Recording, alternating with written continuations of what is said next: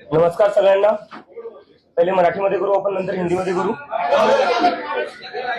तर 6 जूनला आपण सगळ्यांनी पाहिलं, दिल्लीच्या जंतर मंतरवर हजारो लोक आले होते काँग्रेस जनता पार्टीच्या शांतीपूर्ण आंदोलनासाठी। याच्यावर एक गोष्ट तर सिद्ध झालेली आता की या देशाचा जो तरुण आहे, जो युथ आहे, तो आता घाबरणार नाहीये, तो आता मागे सरकणार नाहीये। नीटच्या परीक्षेत आतापर्यंत 6-7 विद्यार्थ्यांनी आत्महत्या केलेली आहे। सीबीएसईचे जे 17 लाख स्टुडंट्स आहेत त्यांचं फ्युचर अफेक्ट झालेलं आहे।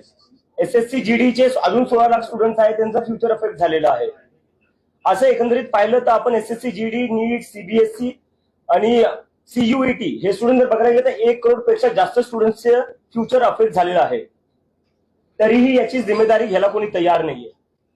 त्यासाठी आम्ही 6 जूनला जंतर मंतरवर आंदोलन केलं होतं आणि आम्ही डिमांड केली आहे की धर्मेंद्र प्रधान यांनी तुरंत रेजिग्नेशन दिलं पाहिजे, कारण की जिम्मेदारी घ्यावं लागलं।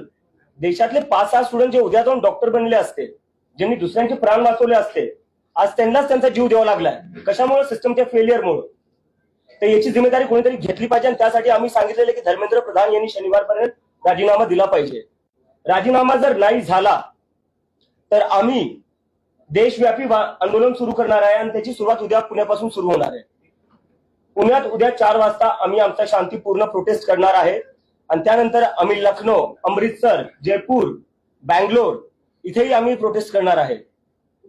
तर आमची परत एकदा विनंती आहे की तुम्ही काही करून जिम्मेदारी घ्या, नैतिक जिम्मेदारी घ्या। तुमच्यामुळे स्टुडंट आत्महत्या करतायत, लाखो करोडो स्टुडंटचं भविष्य बर्बाद होतंय तुमच्यामुळे, सगळं वाटूळ होऊ लागलं स्टुडंटचं। याची कोणीतरी जिम्मेदारी घ्यायला पाहिजे। देशात आज अकाउंटेबिलिटी राहिली कुठे? स्टुडंट्स ओरडू लागले, थकून चालले, पेपर लीक होऊ लागले, सर्व्हर डाऊन होऊ लागले। कोण जिम्मेदारी घेणार याची आणि कधीपर्यंत असं चालणार आहे? ते आमची परत एकदा मागणी आहे की धर्मेंद्र प्रधान यांनी त्वरित राजीनामा दिला पाहिजे आणि जर ते राजीनामा नाही देणार तर देशव्यापी आंदोलन होईल आणि त्यानंतर 20 तारखेला देशव्यापी सगळ्याच जागी मी स्वतः जाऊन प्रोटेस्ट करेल आणि तिथे जाऊन लोकांना आवाहन करेल की सगळ्यांनी दिल्लीला या। जर धर्मेंद्र प्रधान यांचा राजीनामा नाही झाला तर 20 तारखेला दिल्ली येथे सगळ्या देशातला तरुण येईल आणि धर्मेंद्र प्रधानचा राजीनामा घेतल्याशिवाय वापस जाणार नाही। धन्यवाद।